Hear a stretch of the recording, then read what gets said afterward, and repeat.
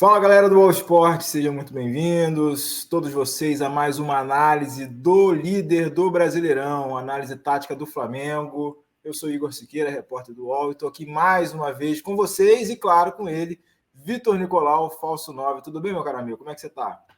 Tudo ótimo, tudo ótimo. Depois de 9 jogos aí como esses, a gente só pode estar muito bem, né? Feliz aí com o momento do Flamengo, que está se superando, se identificando com a sua torcida, né? Cada vez mais. Pois é, essa série invicta aí do Flamengo, que não está perdendo no Campeonato Brasileiro, o time está conseguindo construir, apesar das dificuldades de desfalques, que a gente já falou aqui, você, claro, já conhece, olha para o time, sente falta de uma galera que está lá nos Estados Unidos, na Copa América, mas o time do Tite está conseguindo se superar e se virar com as condições e com as situações que estão aparecendo pela frente. E é sobre isso que a gente vai falar nesse vídeo agora.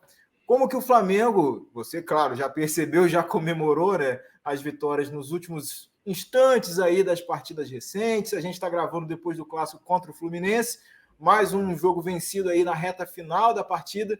E a gente vai abordar isso aqui. Como é que o Flamengo tem se comportado, como é que o Flamengo tem se virado e, enfim, encontrado as soluções táticas, claro, para fazer os gols que a gente tem certeza que você, obviamente, torcedor do Flamengo, está comemorando bastante, e claro que foram fundamentais para esse cenário na tabela do Brasileirão no momento. Flamengo líder do campeonato, um pontinho à frente do Palmeiras nesse momento que a gente está gravando.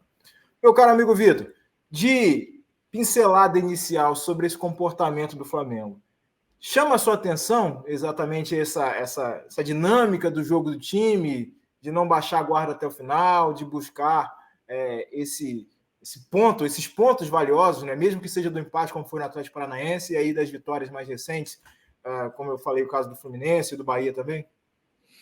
O que mais chama a atenção é que esses pontos conquistados aos finais de jogos, eles não são fruto de mudanças táticas, digamos, de trocas radicais de jogadores, de mudanças de sistema tático, salvo o jogo ali contra o Atlético Paranaense, que o Davi Luiz virou centroavante ali nos últimos 5 minutos, até foi bastante efetivo, muito efetivo mesmo, conquistou os escanteios lá para o Flamengo, junto com o Rossi. O Flamengo, até mesmo naquele jogo, ele não altera, né, o sistema tático. Até mesmo quando o Gabriel entra, ele entra ali na função do Lohan. Quando o time muda de posição ali, o Gerson vai para o Luiz Araújo. O próprio Luiz Araújo, ele está executando, né, uma coisa que pouca gente tem percebido. Ele está executando a função que o Gerson executava no time titular. Então ele está jogando sim como um meia, e não como um ponta, como jogou ali a maior parte da temporada. Então o corredor é todinho do Wesley, né? Claro que são jogadores diferentes, muda um pouco o contexto, mas o que eu estou querendo falar com isso? O Flamengo não constrói essas viradas ou empates heróicos ou vitórias no final, ele não constrói baseado em mudanças drásticas no plano tático. Ou seja, não é no Bumba Meu Boi, né? Naquele chuveirinho, não é porque o gol saiu de bola parada ou uma jogada de cabeça que tem aquele oba-oba para frente e vamos ver no que vai dar, né? Tem uma certa organização, dá para perceber essa organização, é isso que você está sublinhando? É exatamente isso. O time não sai da sua organização normal. Ele não sai de um padrão que ele adquiriu e realmente já é um padrão bastante forte. Então, você não vê, mesmo nos gols de bola parada, eles são jogadas trabalhadas que o time tem o sangue frio de executar a jogada trabalhada mesmo no último lance do jogo. Então, é um time que tem regra para tudo, que tem dinâmica para tudo, que realmente não foge da sua organização padrão. Tá? Então, isso é louvável, né? Isso é fruto do trabalho do Tite. Então, e a destacar também da parte dos jogadores é que esses resultados estão sendo conquistados só na base realmente da mudança de atitude ou então daquela resiliência, como foi no jogo contra o Fluminense, onde o Flamengo foi muito superior, os caras não estavam bem tecnicamente, mas foram resilientes e até o final ali para conquistar uma vitória, né, que vinha escapando depois de um domínio incrível do jogo. Então, o resultado está sendo conquistado na atitude individual e coletiva desses atletas, e eu acho que o grande símbolo desse período acabam se tornando dois ali, né? Na meta, o Rossi, pelo comportamento e pelo que ele fez no jogo contra o Atlético Paranaense, onde ele claramente muda o time taticamente, colocando todo mundo para frente, fazendo ali o zagueiro com a bola, enchendo o saco do Fabrício Bruno para ele avançar, passar da linha da bola e tentar participar do jogo. E aí o time conquista um gol, né, naquele momento, tanto com o Gerson, né? O Gerson, você vê o Gerson em campo hoje, Jogando ele está em todos os lugares, está jogando muito, ele começa o jogo de volante, daqui a pouco ele vira meia, depois vai para a ponta. Então, ele está se desdobrando de uma maneira incrível, né? Com uma entrega muito grande, acaba os jogos, os jogadores desabam no chão, né? De exaustos. Então, é muito mais a atitude do que alguma mudança tática ao decorrer do jogo, e isso não é de agora. E aí a gente vai botar alguns números na tela aqui, lembrando sempre, né, quando a gente fala assim, não tem uma mudança tática, que quando tem essa mudança de posicionamento é porque a própria comissão técnica aciona o gatilho para fazer essa alteração ali, tudo dentro dos conformes do que foi ensaiado pelo Tite nos treinamentos ao longo da semana. Vai pipocar na tela aí um gráfico, e aí você vai explicar para a galera o que são essas barrinhas, que nós estamos querendo dizer com essas três cores aí, não são do Fluminense, mas são três cores que podem explicar um pouco a proporção das ações, como diz o título do gráfico, em relação ao comportamento do Flamengo dentro de campo. Aí a gente tem três barrinhas que vão acumular 100%, tá? Se alguma tiver dando 99 ou 101, é arredondamento, tá, gente? Mas todas as barrinhas estão aí para dar 100%. A barra verde significa o jogo entre o minuto 0, o apito inicial, e o minuto 30. A barra mostarda e amarela representa o jogo entre o minuto 30 e o minuto 60, e a barra vermelha representa o jogo do minuto 60 ao minuto 90, ou seja, 90 mais acréscimos, tá? Então, são três barras aí mostrando as ações. O que a gente vê logo de cara? Um equilíbrio muito grande entre elas, né? Especialmente nas ações não relacionadas a gol. Então, quando a gente olha o número de cruzamentos do Flamengo, a gente vê que o número de cruzamentos não aumenta nesse terço final do jogo. A gente dividiu o jogo em 3. Ou seja, não é um time que conquista resultado ou que tenta conquistar resultado baseado no Bumba Meu Boi. Não é um time que vai jogar a bola para cima, apesar de até ter feito isso contra o Atlético Paranaense numa situação limite, mas não é o que marca esse time na busca de resultado, e sim a manutenção do padrão tático.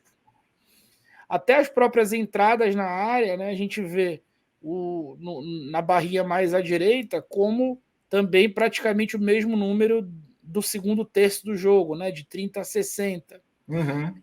Finalizações sofridas até aumenta, e as finalizações feitas não.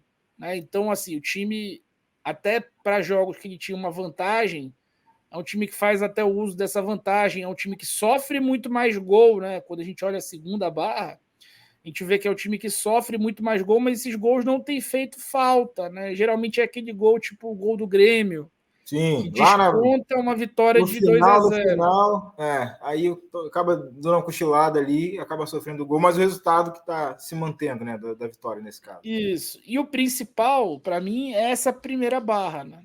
Olhando toda a temporada do Flamengo, a gente vê que 30% dos gols saem no primeiro terço ali do jogo, de 0 a 30, 31% dos gols saem nesse segundo, entre 30 e 60, e 39%, né, quase 40% dos gols saem nesse último terço do jogo, ou seja, é um time determinado. Só um bastidor aqui dessa análise, eu fui olhar os últimos 3 jogos para ver se esse número subia, tá? De proporcionalidade, tá? Claro que o de gols subia por conta de ser uma amostragem de 3 gols diretamente, mas o número de finalizações, o número de cruzamento não subia, em média. Ou seja, é um time que não passou ali a, nesses jogos, executar mais ações do que a média do que vem utilizando na temporada. Ou seja, é um time que está dentro de um padrão, né? E maduro dentro desse padrão de jogo, a ponto de não se desesperar em situações adversas e ainda assim, né, ir até o fim sem desespero, né? Conquistar vitórias no final sem desespero. Isso é muito legal. Por exemplo, o passe que o Léo Pereira dá Bolão, para o né? Henrique sofrer o pênalti foi uma Aqui, bola linda a que o Davi fatiada. Luiz, tinha dado idêntica no início do jogo. E em outro momento, o Flamengo também tinha acertado essa mesma bola, o próprio Davi no Bruno, ou seja, era uma jogada coordenada, imaginada para aquilo. O Flamengo contra o Fluminense aglutinou ali do lado direito Lohan, Luiz Araújo, Wesley, até o Gerson, justamente porque queria deixar o Bruno Henrique individual ali com o Samuel Xavier, para poder executar esse tipo de jogada, ou seja, do minuto 1 ao minuto 80, quando o Bruno Henrique sofre o pênalti, 82, 83, quando ele sofre o pênalti, a mesma jogada continuou sendo tentada. E não foi só ela foi tentada em variação a outras. Então isso é louvável, né, Igor? Isso é um time organizado, que troca suas peças, que perde jogador, que continua mantendo o seu padrão. E assim, não acho que seja um time que tenha feito o jogo essencialmente reativo contra o Bahia. Realmente ele foi dominado. É outra coisa, ele foi dominado. Os caras jogavam pra caramba. Né? Os caras do Bahia e contra o Fluminense, ao contrário, né? O Flamengo dominou o jogo mesmo sem a bola. No primeiro tempo foi um grande domínio, o Fluminense teve mais posse de bola. Sim. Então, é um jogo, é um time que realmente vem encantando na atitude e também na organização. Um detalhe antes da gente entrar nesse tópico seguinte aí sobre as substituições, aí bastidor também, tá? Os jogadores reconheceram, a comissão técnica também, como o pessoal me contou, da comissão técnica, que esse número, né, o César Sampaio falou também um pouco na coletiva, mas esse número específico aí do percentual de gols na reta final das partidas, eles fizeram um recorte dos 20 minutos para frente, né, 20 minutos finais para frente, um pouquinho diferente do nosso, mas que também acaba representando muito como o Flamengo tem se comportado. E aí eles mostraram para os jogadores, para que eles comprassem ainda mais a ideia de não deixar a bola baixar, né, de não deixar o ânimo baixar nos minutos finais, mostraram que no Brasileirão, e aí um recorte dos 10 jogos anteriores até ao jogo do Fluminense, 33% dos gols do Flamengo tinham saído nesses 20 minutos finais das partidas. Então, foi uma forma que a comissão técnica encontrou também de pilhar os caras para esse clássico de vamos lá, não desistam e, enfim, busquem esse resultado até o final. E uma coisa que o Tite sempre gosta de pontuar é que o jogo hoje em dia, né, por conta das orientações para a arbitragem, não tem mais 90 minutos, 92 minutos, então o jogo acaba tendo 100 minutos facilmente. Então não dá realmente para baixar a guarda, e o Flamengo, nessas últimas partidas, tem conseguido extrair o melhor desse cenário todo. E o detalhe é que ele não precisa sair trocando o time todo, né, para que esse fôlego consiga existir, né, nos momentos cruciais, nesses minutos finais, né? Ele na verdade não tem feito muitas substituições, né? Também dada a escassez, né, do time nos últimos 3 jogos, né, que perdeu muito jogador, 4 jogos, né, desde contra o Grêmio está desfalcado.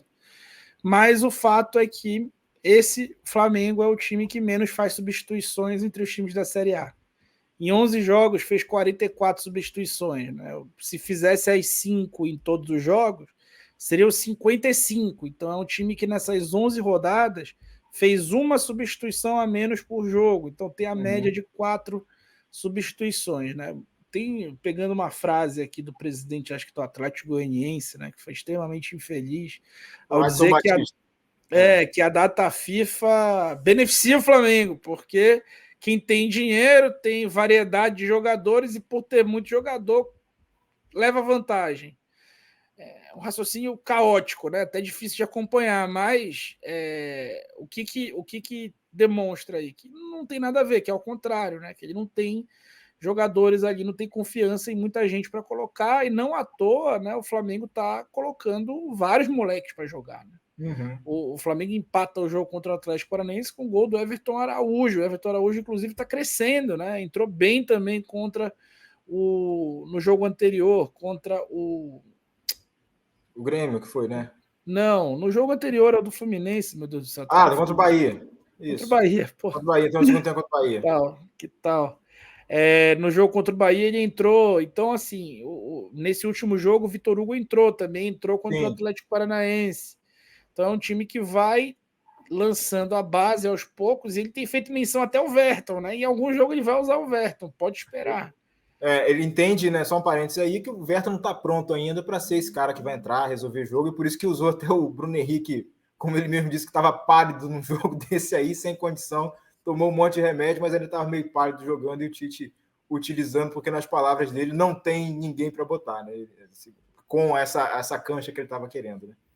Agora, o lado não dessa história toda aí, de ser um time que faz poucas substituições e que está indo até o final, é a parte física, né? O Flamengo agora tem, por exemplo, no Pedro e no Gerson, uma preocupação muito grande, né? São os dois jogadores de linha ali que mais atuaram nos últimos jogos. O Gerson ficou doente, ficou de cama, e já é o 10º jogador que mais atua, incluindo o número de seleção, né? Então, entre todos os jogadores do elenco. O Pedro é o cara de linha que mais atua, e o Pedro não tem reserva, né? Com todo respeito ao Gabigol, Sim. Hoje ele não está ali considerado como um reserva do Pedro, né? Dada a péssima fase técnica dele. Então, nos últimos jogos tem entrado para fazer o papel ao lado do Pedro, inclusive, né? Sendo mais o substituto do Lohan, né? Nesse momento sem Arrascaeta, do que do próprio Pedro. E travando uma batalha árdua com a bola, travando ali uma briga feia, né? Então tá muito difícil para o Gabriel, tá difícil para o Bruno Henrique também.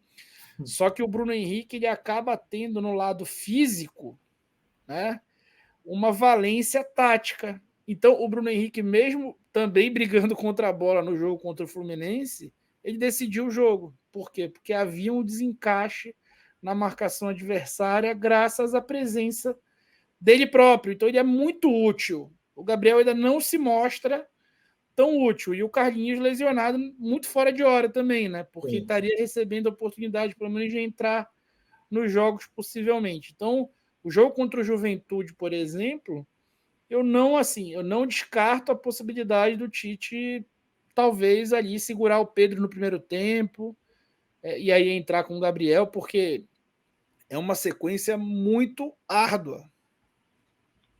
Vou trazer aqui a tela para nós dois aqui nesse mano a mano para a gente encaminhar para o final. Você começou falando sobre o Juventude, só um parênteses em relação ao Bruno Henrique. O Tite considerou que o Bruno Henrique jogou para caramba no segundo tempo. Não necessariamente, ficou muito marcado naquele lance do primeiro tempo contra o Fluminense, que ele se embolou com a bola lá pelo menos 2 vezes lá, lançamento na entrada da área, enfim, não tinha oportunidade de finalizar. E o Tite até contestou uma pergunta que foi feita a ele sobre essa alegada má atuação do Bruno Henrique, dizendo que o Bruno Henrique jogou muito porque realmente ajudou nessa recomposição na ponta, né, para ajudar na marcação, né, e é algo que o Tite está exigindo, né, está demandando de quem está atuando nas pontas, tanto o Luiz Araújo quanto o Bruno Henrique nesse caso.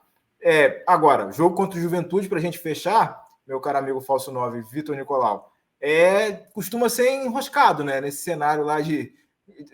A gente brinca aqui, né, que passou do espaço aéreo de Caxias do Sul, já é 1-0 para os caras, que o Alfredo Jaconi não é mole, e nessa situação de esforço físico, né, do time, também precisa ter muita atenção, porque o campo lá é um campo complicado. Né? E o Flamengo já está brigando com a CBF aí por conta do intervalo entre partidas. Né?